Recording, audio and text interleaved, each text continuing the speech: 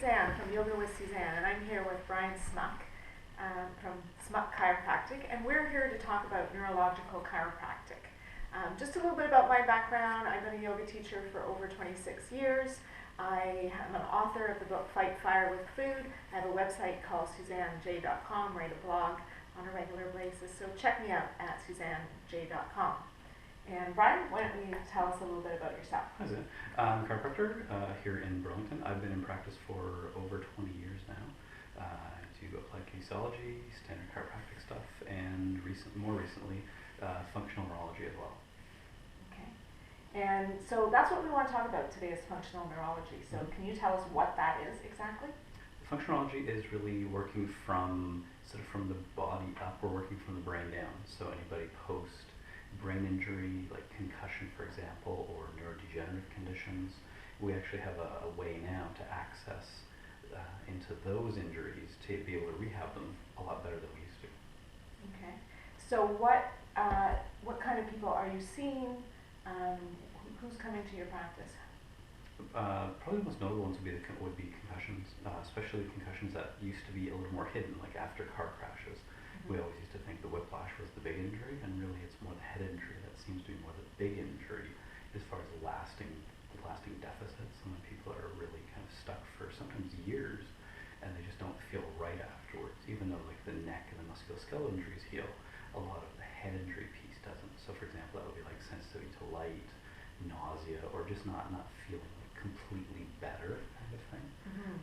The concussion in the car accident, that's one.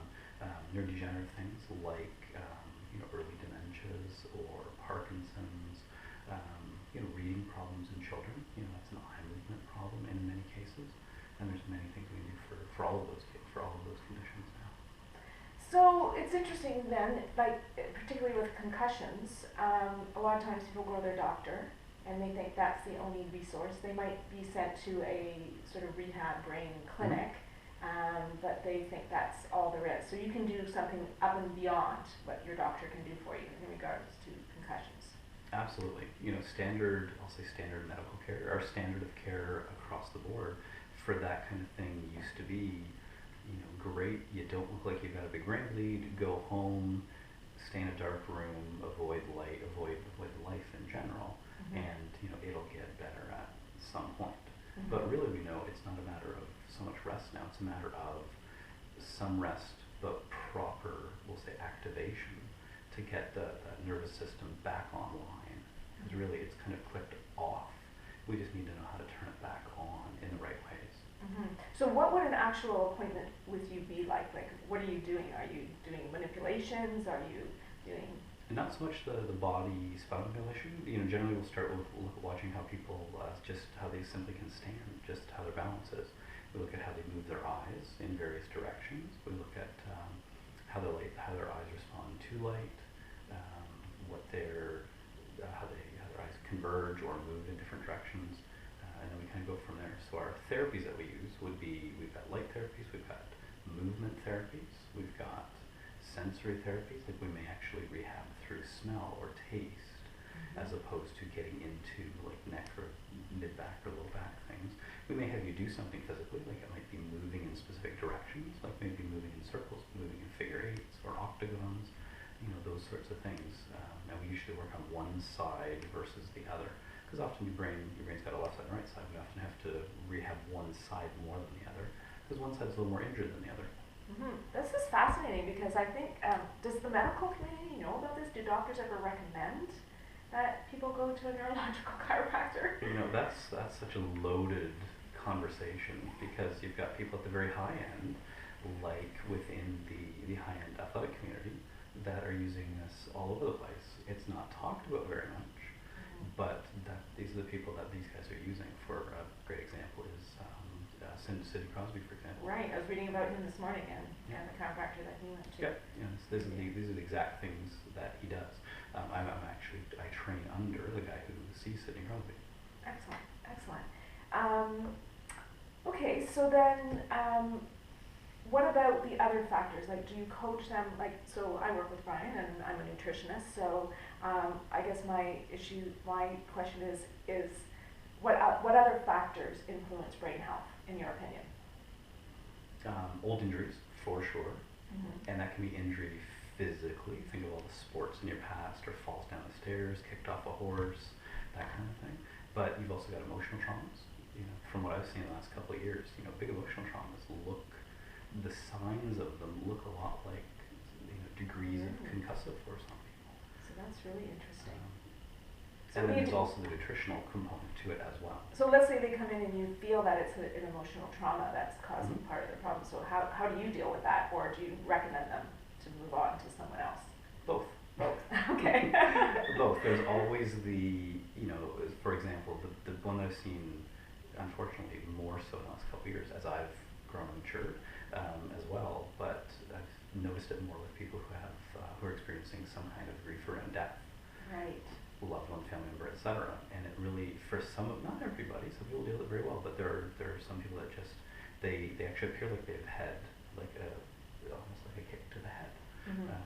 So I treat that pretty much the same way I would for what looks like a physical injury, because the result when we start to test them in our physical exam procedures, they look just like somebody who's had a physical trauma. Wow. It's just they respond emotionally, their brain responds emotionally in the same way from a functional perspective. Wow, that is really fascinating. And then in addition, we tend to send out for that person, we definitely send out for some kind of counseling to the appropriate person. And in my practice, I find that, in counseling people, stress is such a huge issue. So that's that same sort of emotional, how you're dealing with stress and so that's where the yoga and the pranayama and restorative yoga and all those good things come in, helping to get people into the parasympathetic. So how does the central nervous system connect with what you do? The sort of that being in parasympathetic versus sympathetic. That's exactly our goal as well, is to pull people out of that sympathetic response. So fresh injury or even old injury, people kind of get stuck in that loop of that high stress loop, that sympathetic fight, flight, unable to digest well, unable to really respond well to other stressors, because now they're so keyed up that they've used up all those reserves to respond well. So we're always trying to push them into parasympathetic, which, for those that don't know as well, that parasympathetic mode is rest, digest, repair. If you are having trouble with any of those, you're probably too sympathetic. I want to put that on a t-shirt, by the way. Rest, digest, and repair. It would be a good t-shirt. Okay. So we try to address our therapies towards how do we assist rest, digest, repair. Some of that's with our physical exercises, with our physical therapies. Some of it's with the appropriate nutritional aspects, and parts of it are with things like meditation, yoga, other forms of body work that are really low stressors.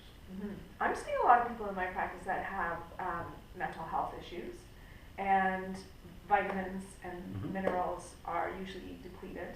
Yeah. And once we work on that, so are you finding the same thing in terms of general brain health? Yep, exactly that. Okay, exactly so that. It just seems like in societal terms, it seems like everybody's burning the candle at absolutely both ends, and they're pouring oxygen on the flame to burn even faster. So if we can do, the one thing we always do with our head injuries when we're doing any sort of neurologic rehab is we try to get people to, I'll say, do less, but also we try to dial back how much sensory information they get. So for example, when you're just in a room like this, the light's nice and bright, someone with an impaired neurologic system can't even take all of this white light. If we look at white light, it's just information. All the information coming through our eyes, all the information coming at us through our ears, through our nose. Our brains, when they're really healthy, our brain is really, really good at ignoring things. Right? We don't feel, after 2 minutes, we don't feel the clothes that we're wearing, because your brain knows, hey, I don't need to pay attention. You don't notice everything around the area, because your brain says, I'm really focused on what's important, and I know what's important right now. After, whether it's an injury or whether it's a degenerative condition, often your brain's, those filters start to get out of sorts, and they just can't block out the unimportant. So now you're taking in all of this white light, but your brain's trying to pay attention to absolutely everything. Wow. And that just makes your brain hurt. And it's so overwhelming for It's people, just and that's when overwhelming. anxiety sets in, because they're just like, there's just too much information There's coming in. anxiety, headaches, nausea, Mhm. those would be the big three, absolutely sure. Mhm.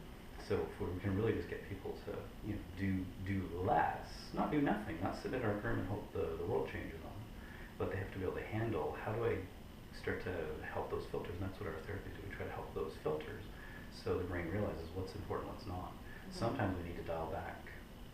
With our visual therapies, or our color therapies, we dial them back so they're wearing a certain color glasses, Mhm. because they just need to see the world through one color instead of the whole rainbow we do every day. So are you talking about the blue light glasses, or is that part of Well, that, or is that? it could be blue, but we'll actually test people through to see what color is best for their filter. It could be something in that blue to purple spectrum. It may be something more in the orange, yellow, pinky red spectrum as well. And it's pretty dramatic when we find the right color for people. It's pretty dramatic. Often they start to breathe different right away. They don't realize it until a couple minutes in, Wow. but their breathing slows down. They breathe a little deeper. Their eyes relax. Sometimes you'll see their whole face relax. It's just like, oh, thank you so much. You've taken away all this, burden, which is just the normal information from around us. So where do they get these glasses from? Well, we test out what colors, but you can get those glasses almost anywhere. If you want to get them Amazon. really cheap, Amazon, wherever online. Pre-internet, because I'm that old. Pre-internet, you could go to the summer fairs and whatnot. There was always somebody in the marketplace section that had a zillion sunglasses, 8 pairs for $4 kind of thing. Mm. They were always colored ones. Wow. Especially yellow, purple, blue. Those were common colors, and those are Wow, often okay, that's common colors for interesting. people. So there's that avenue. We can order colors for people. We can order, other more specialized, actually glasses with color tint and a flashing eye light on Mhm. one side as well. But that's a lot more specific. That's not something you're going to do on your own. So as I'm reading about this as well, there's this a right eye test, left eye dominant test that you do. I look for the dominant versus the non-dominant eye, because we always want to stimulate the dominant eye to increase just everything in the back of the brain where your visual field is. And is there a relationship with this right eye dominance in terms of learning and kids and schools and that type of thing? Yep, not necessarily right eye dominant, but just the dominant eye. Mhm. Yep, ideally we'd like to find the dominant eye and place them appropriately in the classroom, because with your dominant eye, you're better at taking in information than through your non-dominant eye. Mhm. It's just the way you're wired. It's not going to change. Sometimes that dominance actually changes with head injuries, Mhm. but it usually reverts back to how you're wired. You are going to take in a little more information and a little more comprehension through one eye than the other. Mhm. And the problem is when that gets overwhelmed, you will start to ignore the information coming in through what should be your dominant eye. So are you seeing kids that have this issue, or Yeah. learning disabilities even? Yeah, learning disabilities, especially with reading, as far as how their eyes move, how they track together. That might be a little bit longer conversation than what we're looking for this one today. But absolutely, yeah, Okay. lots of kids with reading. Reading and comprehension go together. If you're skipping over lots of words, you're not going to understand what was in the sentence. Right. So when we get the eyes working together as a team really well, and maybe put a filter through there. Maybe they need to read through a filter, color glasses, or the cheater way for getting that filter, not just for kids, but even for someone who really needs that color, is putting just a sheet of plastic that's in that color over top of their computer monitor, or over their laptop pad, Right. or over the book they're reading. If we think of that again, that white, when we talk about white light being sometimes too glaring and too bright for people when they're a bit impaired, then we can take something like a colored filter, like a plastic report cover you get out of the dollar store, Mhm. and we put that over their page. It takes all that glare off the white, and it's a lot easier to read. Wow, what a great fix for someone who's just having a little bit of difficulty. And so easy. And so easy. So easy, cheap. Yeah. Let's go back to the nutrition aspect. So what do you think, what vitamins and minerals are really important for the brain, or what are you seeing deficiencies in on people who have I think the biggest one is plant fats. Plant fats. Yeah, plant fats. So omega-6s, omega-9s, people seem to be, from the last couple of years, people seem to be really good at getting their omega-3s because fish oil has been like the darling supplement everywhere and it's been flogged to death. So lots of people are taking omega-3s. But we're not getting that omega-6, omega-9 quite as well. So, but you're talking about good quality 6 and 9 yes. versus the 6 and 9 that we're getting in all the junk food that's out there. Yes, so you can get lots of omega-6 in dairy fat or meat fat, which is not the ideal way. We'd like to get more from the plant fats. So, for example, olive oil, flax oil, avocado oil, avocados, other foods. It doesn't necessarily have to be in a liquid form. It can be through the food itself. Nuts. Nuts as well, nuts and seeds. Nuts and seeds. Those would be your primary food sources, nuts, seeds, avocado, that kind of thing. How about, I've read a lot about niacin and niacinamide as being deficient in particularly people who have Alzheimer's, mental health issues. Do you see that as well? And do you recommend niacin? Yep, B6, especially B6Ps, B6 and niacin for, call it microcirculation. It's the same thing when you see somebody who's got very like tips of fingers and toes are always cold, or tips of nose, ears. There's often a deficiency in that, the very small blood vessels. So we go from artery, big hose, down to arterial, small hose, down to capillary or capillary, depending where you live. Tiny hose, so small that one blood cell doesn't even fit through. They actually fold themselves in half to get through. Wow. So if those little tiny tubes collapse, then that folded blood cell can't even get through.